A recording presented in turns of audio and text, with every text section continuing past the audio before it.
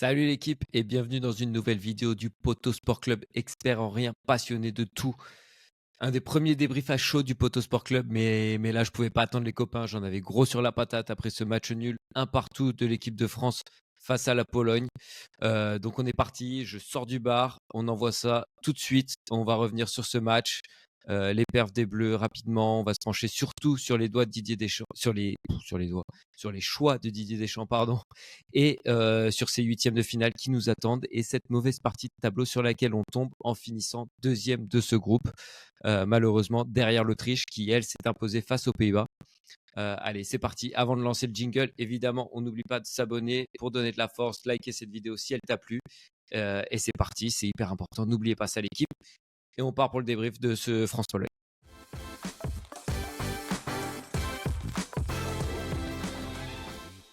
Et donc, je viens de vous le dire, ouais, cette équipe de France qui finit deuxième de ce groupe D derrière l'Autriche qui vient de battre les Pays-Bas et les Pays-Bas meilleur troisième très certainement. Je vous avoue que j'ai pas calculé encore, mais oui, ils étaient déjà qualifiés dans le match, donc ils finiront meilleur troisième de ce groupe et se qualifieront également pour les huitièmes. Sur ce match face à la Pologne, très très très poussif de l'équipe de France, qui se finit sur un score de 1 partout, 58% de possession de balle, un peu stérile, j'ai trouvé, de la part de l'équipe de France. 19 tirs au total à 10 pour l'équipe de France, dont 10 cadrés pour 3 seulement pour cette équipe de Pologne. 2,48 d'expected goals pour la France contre 1,15. Et une stat que j'ai trouvé intéressante parce que j'ai trouvé qu'on n'en a rien fait en fait, mais 11 corners à 3. Voilà, il n'y a pas eu un corner de bien joué sur ce match, donc ça m'a un peu rendu fou. Également, personne dans la surface pour mettre une tête, même si parfois ils étaient bien tirés, personne pour mettre une tête. Donc voilà, je trouvais une stat intéressante à mettre. Les clés, évidemment, comme d'habitude, vous vous en souvenez, l'équipe. On commence avec le tour du propriétaire qui va nous servir de sommaire, un peu de points que j'ai envie de développer dans cette vidéo. Donc, ma première clé de ce France-Pologne, c'est une équipe de France très en difficulté dans la finition. On arrive à se créer des occasions, mais une fois qu'on est dans la surface, on panique, on ne sait pas quoi faire. Pour moi, Didier Deschamps, légèrement fautif sur ce match, qui se trompe dans son coaching, pas forcément dans les choix de la compo, mais plutôt dans les choix de coaching pendant le match, les changements qu'il a effectués. Et enfin, au final, ce qu'on retient, c'est que la France est qualifiée deuxième de ce groupe et malheureusement dans la mauvaise partie de tableau avec l'Espagne, l'Allemagne et le Portugal, mais on y reviendra également un peu plus tard dans la vidéo. Pour commencer, j'ai envie de commencer un peu comme d'habitude avec la compo de cette équipe de France. Quand j'ai vu la compo, j'étais plutôt satisfait. Si en effet, Antoine Griezmann avait vraiment besoin de souffler. C'était la compo la plus logique pour moi, avec un Barcola à gauche quand l'objectif c'est de gagner ce match et de finir premier du groupe, et que ça passe par une victoire face à la Pologne. C'est normal de mettre Barcola à gauche. Garder ses soldats Rabiot et Tchouaméni au milieu, j'ai trouvé ça logique, et de garder Dembélé à droite dans l'absence de réelle alternative. J'ai trouvé ça aussi plutôt cohérent. Ceci dit, on va se pencher un peu sur les notes de l'équipe de France, en commençant évidemment toujours ligne par ligne. Mike Maignan, je lui ai mis 6. Voilà, il fait quelques bonnes parades en première mi-temps, il me semble, même s'il n'est pas trop inquiété. Il en a une qui est un peu plus compliquée et qui sort. Il arrête le penalty, même s'il bouge un peu trop. Alors, je ne vais pas revenir sur le penalty en lui-même, sur la faute. Pour moi, c'est pas un scandale. Par contre, il y a quelque chose un point sur lequel j'ai envie de revenir, c'est que Lewandowski s'arrête tout simplement 3 fois pendant sa course. Donc, au bout d'un moment, il faudrait revoir la règle. Je ne sais pas exactement ce que c'est. Dites-moi si vous savez un peu, parce que je savais qu'à un moment, c'était vraiment interdit de s'arrêter pendant la course. Là, sur le ralenti, j'ai compté. Je trouve qu'il s'arrête 3 fois pendant la course. Donc, pour moi, ça reste très troublant, ce penalty tiré par Lewandowski. Et en plus, si on est intransigeant avec Mike Maignan qui bouge à peine de sa ligne sur son premier arrêt, ça devient vraiment très compliqué d'arrêter un penalty si l'attaquant est autorisé à s'arrêter, à faire autant de temps d'arrêt dans sa course et que le gardien est vraiment, dès qu'il sort de 5 cm de sa ligne, c'est sanctionné. Donc voilà, j'ai trouvé ça un peu sévère de faire retirer ce penalty, mais bon, c'est le jeu. On a été heureux contre les Pays-Bas. ça arrive que l'arbitrage soit un peu moins en notre faveur sur ce match-là. Il faut faire avec. Donc voilà, dites-moi ce que vous en pensez un peu sur ce penalty et sur la course de Robert Lewandowski. On va passer aux latéraux maintenant. J'ai mis 5,5 aux deux. Théo Hernandez, d'abord, je le trouve bien meilleur que contre les Pays-Bas quand il a un vrai ailier devant lui. Il arrive à combiner avec Barcola, avec Mbappé. On le voit beaucoup plus devant et pourtant il n'est pas pris dans son couloir. Donc voilà, un match solide dans l'ensemble. Pour moi, il peut faire un peu mieux sur l'occasion qu'il a. Je trouve qu'il joue un peu trop la sécurité avec son plat du pied au lieu d'envoyer une grosse mine, coup de pied et de faire trembler les filets. Mais bon, c'est dur de lui en vouloir sur une occasion dans un angle fermé comme ça. Le deuxième arrière droit, enfin le deuxième latéral plutôt, du côté droit cette fois, Jules Koundé, je lui ai aussi mis 5,5. Pour moi, en fait, quand tu le juges en tant que latéral droit, alors que c'est pas son poste, je le trouve quand même de mieux en mieux. Il se projette de plus en plus offensivement. Voilà, il est toujours évidemment un peu maladroit quand il arrive dans la surface adverse, quand il faut faire le bon centre, quand il a le temps. Mais ça reste encore une fois, on est obligé d'être un peu indulgent avec lui parce que c'est pas son poste et c'est surtout pas là où on l'attend dans les centres et dans la surface adverse. Mais pour couvrir son couloir, je l'ai trouvé plutôt bon, encore une fois, serein. Donc voilà. La charnière centrale, je vais commencer avec Saliba parce qu'il n'y a pas grand chose à signaler. Je lui ai mis 6. Il lâche seulement le marquage sur la tête de Lewandowski en premier temps qui passe à côté, qui est contré d'ailleurs. On prend le 6 mètres alors que ça aurait dû être corner. Voilà, c'est le seul moment où il lâche le marquage, où il est un peu dépassé, mais très, très propre dans l'ensemble. Ou pas Mokano, pourquoi tu vas le toucher, Dayo? Pourquoi tu vas le toucher? T'as pas besoin d'aller le toucher. C'est dur son match parce que je le trouve très solide dans tout.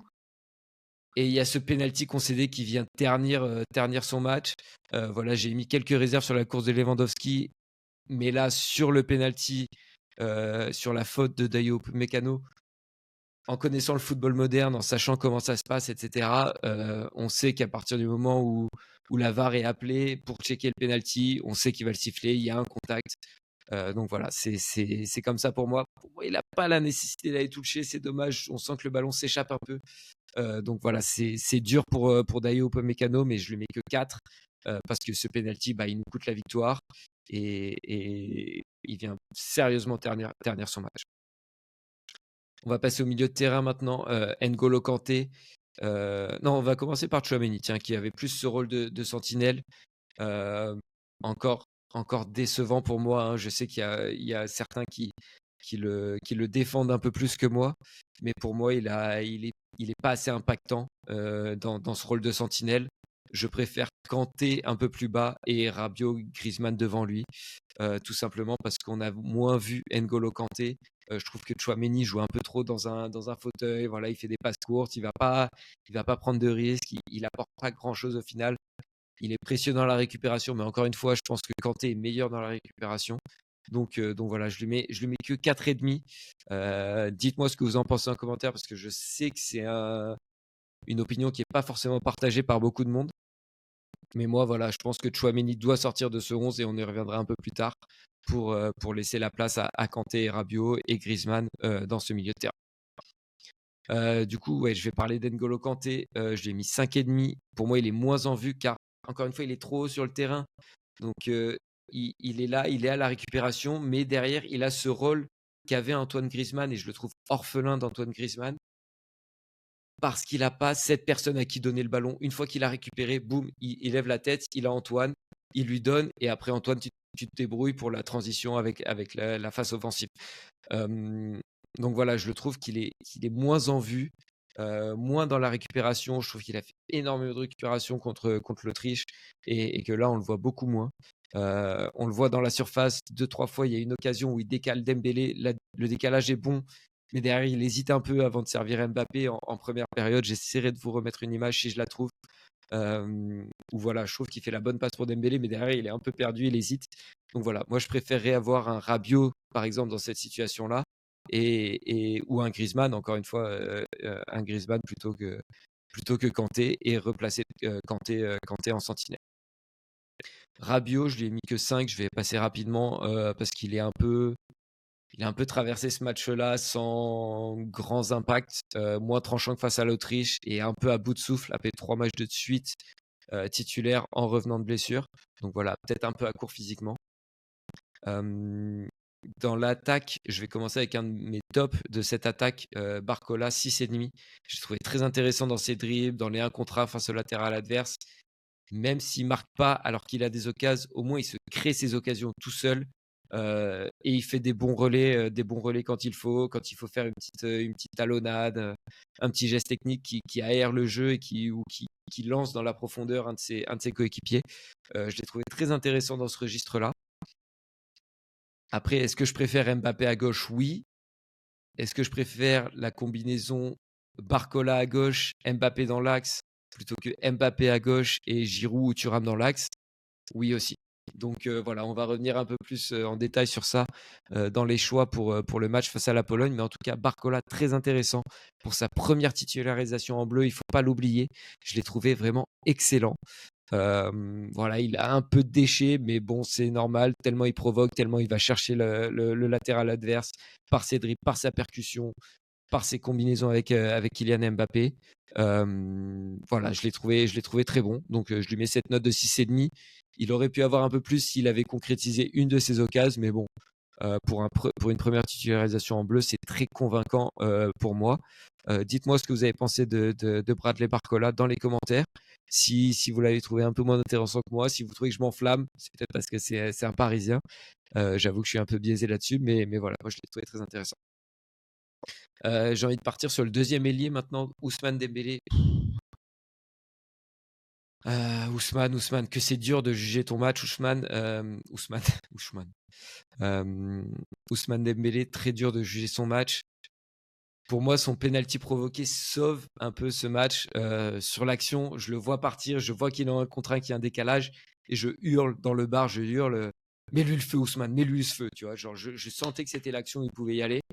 Il provoque son penalty, qui est transformé après par Kylian Mbappé. Donc ça sauve un peu son match. Pourquoi? Parce que je l'ai trouvé encore une fois très percutant, mais toujours beaucoup trop maladroit. On voit en première mi-temps, il fait un centre au 4e poteau. Je crois que c'est en première mi-temps. Ouais, je suis quasiment sûr que c'est en première mi-temps. Il y a un ou deux attaquants bleus dans la surface. Et il envoie son centre au 3e poteau, donc un peu frustrant pour moi, comme d'habitude, Ousmane Dembélé. Mais bon, encore une fois, l'absence d'alternative sur le côté droit, sur cette aile droite, le rend compliqué à remplacer. Je sais qu'il y a Coman, dont beaucoup de gens parlent en ce moment, mais il est aussi un peu moins bien physiquement apparemment. Donc voilà, dites-moi, est-ce que vous voyez quelqu'un à la place de Dembélé sur ce côté droit? Parce que moi, je suis un peu dans l'impasse sur ce côté droit. Si je suis pas convaincu par Dembélé, je vois pas qui peut le remplacer. Donc si vous avez des idées, n'hésitez pas à me les souffler parce que je suis preneur. Et enfin, le dernier homme de son 11 titulaire, le capitaine, le vengeur masqué, Kylian Mbappé. Je l'ai mis 5,5. Je trouve qu'il s'est pas caché sur ce match. Il est allé chercher des ballons un peu plus bas dans un rôle qui est pas le sien et là où il est pas le meilleur. Quand il joue dans l'axe, évidemment, on l'a au final plus souvent vu sur des ballons arrêtés, en appui, en pivot, sur une talonnade, sur une touche de balle, etc. Ou quand il dézone sur le côté gauche, qui combine avec Barcola dans des petits espaces, qui vient chipper un moment le ballon sur un débordement de Barcola. Je pense qu'il a raison de le faire. Et donc, voilà, j'ai entendu que ça gueulait un peu dans le bar à ce moment-là, mais je pense qu'il a raison de le faire. Donc voilà, un match difficile à juger. Mais est-ce que ça reste la meilleure solution dans l'axe comparé à Thuram et Giroud? Thuram qui n'a pas forcément convaincu sur les 2 premiers matchs. Giroud qui a pas été convaincant sur son entrée non plus et qui est apparemment un peu limité physiquement depuis le début de cet Euro. Donc voilà, dites-moi encore une fois, je sais que je vous demande beaucoup de choses, mais je suis tout seul, donc j'ai besoin de personnes avec qui débattre. Et dites-moi si vous voyez quelqu'un d'autre à la place que Kylian Mbappé à la pointe de cette attaque de l'équipe de France. Voilà, c'était les notes de cette équipe de France. On va passer un peu maintenant sur des trucs un peu plus spécifiques et j'ai envie de m'arrêter sur les choix de Didier Deschamps et de vous poser la question, est-ce que Didier Deschamps s'est trompé sur ce match face à la Pologne? Honnêtement, dans sa compo de départ, je l'ai dit au début, je pense qu'il c'est logique. Si Griezmann a vraiment besoin de souffler sur ce match-là et que voilà, on l'a vu un peu tirer la langue sur les 2 premiers matchs, OK, ça me va la compo de départ avec Barcola à gauche pour aller gagner ce match, pour avoir un troisième attaquant, une attaque du PSG qui a quelques automatismes. Ça me va. Tchouaméni, Rabiot dans l'axe, au milieu, c'est des 2 mecs entre lesquels tu hésites, donc ça me va. Par contre, une fois que Griezmann sera de retour dans ce 11 et quand on va se projeter un peu sur ce huitième de finale, est-ce que le choix Barcola, Mbappé, Dembélé est pas la meilleure attaque au final et de voir un Tchouaméni ou un Rabiot sur le banc. Voilà, pour moi, et je pense qu'il doit vraiment faire un choix entre ces deux-là. Garder N'Golo Kanté en sentinelle. Et du coup, si on cantonne N'Golo Kanté à ce poste de sentinelle, de récupérateur, et ensuite de premier relanceur vers Antoine Griezmann, vers Adrien Rabiot, je verrais plutôt un Tchouaméni sortir de ce 11, mais on y reviendra quand on se projettera un peu plus sur les huitièmes de finale. J'ai envie de revenir sur son coaching pendant le match qui, moi, m'a semblé un peu douteux. Voilà, on n'arrête pas de dire que Didier Deschamps, c'est un mec qui veut garder son équilibre pendant le match. On l'a vu contre les Pays-Bas, il tarde à faire des changements parce qu'il veut garder cet équilibre et cette solidité défensive, cette assise défensive qui caractérise les Bleus depuis tant d'années. Là, je trouve qu'il a un peu fait l'inverse au final sur ce match. Voilà, il fait sortir Barcola alors qu'il était de mieux en mieux, que c'était peut-être le mec qui pouvait nous aider à aller chercher le deuxième but. Donc ça, j'ai un peu regretté cette sortie de Barcola. Ensuite, la sortie d'Engolo Kanté nous a fait mal au milieu, nous a fait mal. Encore une fois, voilà, on dit Tchouaméni, il est dans la récupération et tout ça. Ah, on a senti qu'il manquait un mec à aller presser, à aller titiller les mollets des Polonais quand on était au milieu. Et je trouve qu'on a perdu un peu cette assise au milieu qui nous donnait la possession, qui nous donnait tout ça. Et je suis frustré de cette sortie d'N'Golo Kanté. J'aurais préféré sortir un Tchouaméni. Et voilà, encore une fois, et garder et replacer N'Golo Kanté dans ce poste de sentinelle. Et enfin, j'ai trouvé que Giroud complètement inoffensif dans son rôle, même dans les ballons au duel. On sent qu'il est, voilà, il est moins présent dans les duels qu'il l'était dans les précédentes campagnes des Bleus. Et Antoine Griezmann aussi un peu trop effacé. Donc voilà, j'ai trouvé que les deux n'ont pas fait une bonne entrée dans ce France-Pologne. Voilà, dites-moi si vous pensez que Deschamps aurait pu attendre un peu afin de faire des changements, garder Barcola un peu sur le terrain. J'ai trouvé ça, moi, un peu prématuré, la sortie de Barcola en tout cas. Mais voilà, dites-moi si vous êtes d'accord dans les commentaires. On va se projeter maintenant sur ce huitième de finale. Malheureusement, l'équipe de France finit deuxième de ce groupe D. On est un peu chanceux parce qu'avec cette histoire de meilleur troisième, etc., on tombera aussi sur un deuxième de groupe. On tombera sur le deuxième du groupe E, qui peut être soit la Belgique, soit l'Ukraine, soit la Slovaquie, soit la Roumanie. C'est impossible de prévoir qui on va jouer en huitième, car ces 3 équipes sont à 3 points dans ce groupe. C'est la première fois de l'histoire de l'Euro que ça arrive. D'ailleurs, j'ai vu cette petite stat, c'est historique. Voilà, les 4 équipes qui sont à égalité à 4 points au bout de 2 journées, c'est la première fois. Donc voilà, pour l'instant, impossible de prédire qui va être l'adversaire de l'équipe de France. Même s'il y a un tout petit avantage pour la Roumanie qui a mis 3-0 à l'Ukraine lors de son premier match et qui a un petit avantage sur la différence de but. Mais bon, ça ne veut pas dire grand-chose et on attendra les matchs de demain, il me semble, pour savoir qui est notre adversaire en huitième. Donc pour les huitièmes, techniquement, c'est pas un mauvais tirage, mais on tombe dans la mauvaise partie de tableau, ce qui était tout l'enjeu de ce dernier match de poule et de prendre cette première place du groupe D. Car voilà, on pouvait tomber dans la partie de tableau avec, on pouvait prendre la Turquie en huitième. Je crois que c'était après la Belgique en quart. Bref, je sais plus, mais c'était une partie de tableau très simple, enfin très simple, relevé, mais qui était la meilleure comparée à la partie haute. Je vous mettrai le tableau dans la vidéo pour que vous voyez tout ça et que vous vous rendiez un peu mieux compte parce que je l'ai pas très bien expliqué. Et voilà, c'est pas un mauvais tirage, un tirage en huitième en soi, sauf si on tombe sur la Belgique qui termine deuxième malencontreusement de son groupe. Mais cette deuxième partie de tableau, voilà, il y a le Portugal, potentiel adversaire en quart de finale, qui est plus convaincant sur son deuxième match. L'Allemagne, qui, malgré son match nul hier contre la Suisse, reste un des favoris de cet Euro. et l'Espagne, qui était pour moi, quand on a fait la vidéo avec des chapeaux avec John, je l'avais mis cinquième favori de cet Euro. Euh, Ça se rapproche très très sérieusement des 4 qui se détachaient un peu avant l'Euro. Voire ça prend la place du Portugal ou de l'Allemagne ou même de l'équipe de France sur le niveau de jeu dans les poules. Donc voilà, une partie de tableau très relevée avec que des monuments du football européen. Donc ça va être très compliqué. Pour le huitième de finale, j'ai envie de vous proposer une petite compo. Dites-moi ce que vous en pensez. Mais voilà, pour moi, mon équipe pour ce huitième de finale, on garde évidemment Maquignon dans les buts.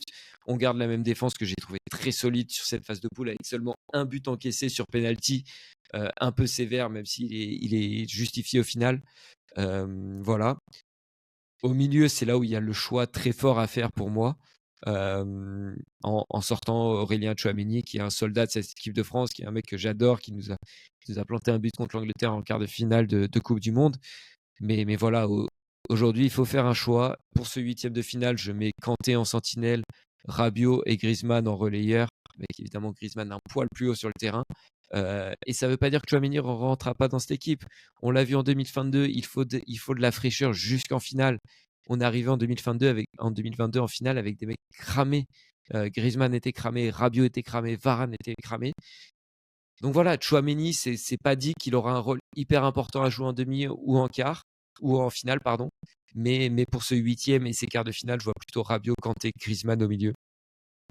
Et enfin, dans cette animation offensive qu'on a trouvé si pauvre sur les 2 premiers matchs, j'ai trouvé que Barcola aujourd'hui a amené beaucoup de solutions, beaucoup de percussions, d'audace dans ses 1 contre 1 face au latéral adverse. Donc je garderai Barcola, même si je pense pas que Deschamps fera ça. Je garderai Barcola sur ce côté gauche. Je garderai Kylian Mbappé, même si c'est pas son poste que je préfère. Je le garderai dans l'axe, un peu libre, électron libre, comme on l'a vu ce soir, où il a beaucoup décroché, où il a pris beaucoup part au jeu entre le milieu et l'attaque. Et ensuite, à droite, pour accompagner ces deux-là, Dembélé ou Coman. Je pense que Dembélé a toujours la faveur de Didier Deschamps. On l'a vu aujourd'hui, il provoque encore un penalty, donc il peut être utile malgré toute sa maladresse. Ou alors même peut-être un Thuram dans l'axe et un Mbappé complètement libre, même si un peu plus côté droit, même si c'est pas du tout son poste, mais beaucoup plus libre et dans cette attaque bleue, plus un choix d'homme et une question d'animation qu'au final une question de système. Donc voilà, ça serait mon équipe idéale pour ce huitième de finale, encore une fois, face au deuxième du groupe. Voilà, je vais faire une petite pause, les gars, parce que je parle beaucoup là depuis presque 25 minutes. J'ai envie de finir cette vidéo en jaugeant un peu mon degré de confiance pour cette équipe de France une fois quand on arrivera au match à élimination directe. Honnêtement, j'étais plutôt confiant jusqu'à présent car on était extrêmement solide derrière, ce qu'on est toujours d'ailleurs. Et même si on marquait pas, on se créait beaucoup d'occasions sur les 2 premiers matchs et je me disais bon allez là sur ce 3e match contre la Pologne, l'équipe la plus faible, ça va passer, on va en mettre un, ça va nous débloquer, on va mettre un deuxième, un troisième. J'avais vraiment cette idée-là en tête. Et au final, là, je me rends compte qu'on a un vrai problème à la finition et ce qui commence de plus en plus à m'inquiéter. Donc voilà, c'est le petit bémol que je mets à cette équipe de France. On fera un vrai bilan sur les poules. Voilà, une fois que tous les matchs seront joués sur les poules, qui sont les nouveaux favoris après cette phase de poule. Mais voilà, je suis un peu plus inquiet à cause de ce gros problème qu'on a dans la finition de l'équipe de France. Deuxième raison qui me fait être un peu moins confiant, c'est, je l'ai évoqué à l'instant, c'est cette mauvaise partie de tableau qui nous donne moins la chance de monter en puissance en huitième, puis en quart, et d'arriver sur un gros en demi en étant vraiment rodé. Donc voilà, ça je crains un peu plus un accident, peut-être en huitième ou en quart contre une équipe contre laquelle on est censé être favorite.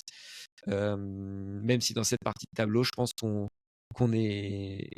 sera pas forcément favori après les huitièmes.